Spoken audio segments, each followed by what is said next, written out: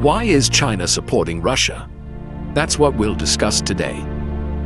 On February 24, 2022, Russian President Vladimir Putin recognized the independence of two breakaway regions in eastern Ukraine, Donbass and Luhansk.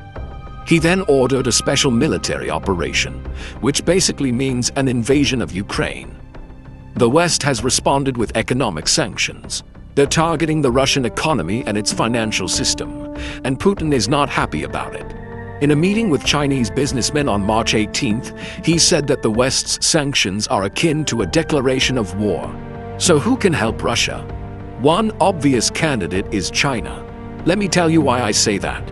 In 2014, Beijing and Moscow signed a 150 billion yuan central bank liquidity swap line agreement. It was signed in August 2014. This was a financial safety net for Russia.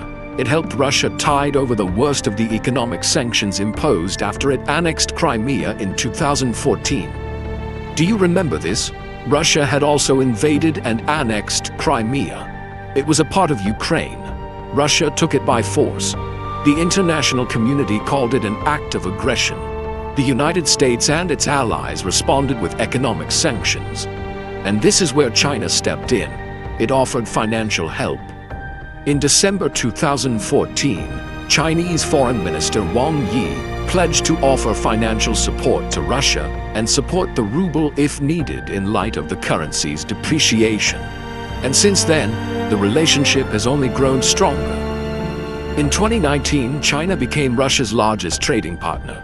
Bilateral trade topped $100 billion for the first time. Last year, the figure was $146 billion.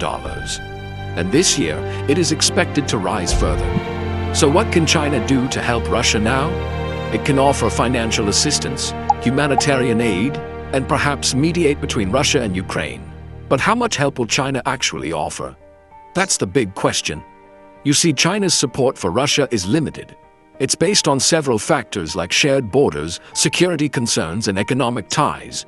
China shares a 2,600-mile-long border with Russia. That's more than 4,000 kilometers. This makes it the longest international land border in the world. China's support for Russia on the border issue is unconditional. Remember, both China and Russia were once part of the Soviet Union.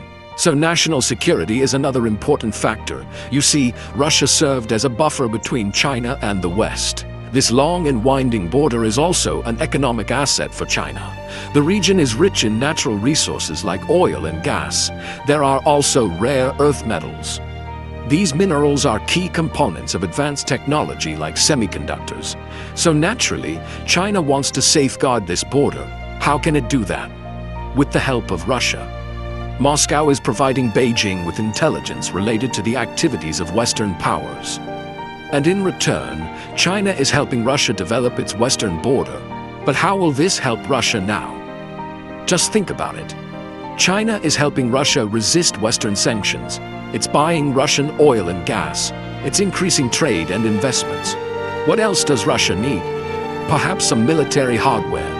Reports say China has offered to sell drones and other military equipment to Russia. We don't know how many orders Russia has placed or what kind of orders they are. But one thing is clear, China is hoping that the conflict ends soon. The longer it drags, the more the damage to the global economy. And guess who will foot the bill? China. It will have to spend precious reserves to keep the Russian ruble afloat. So sooner or later, China will try to play the role of a mediator. It will push for talks between Russia and Ukraine. But will Kiev agree? That's a question for another day. For now, let me answer the first question.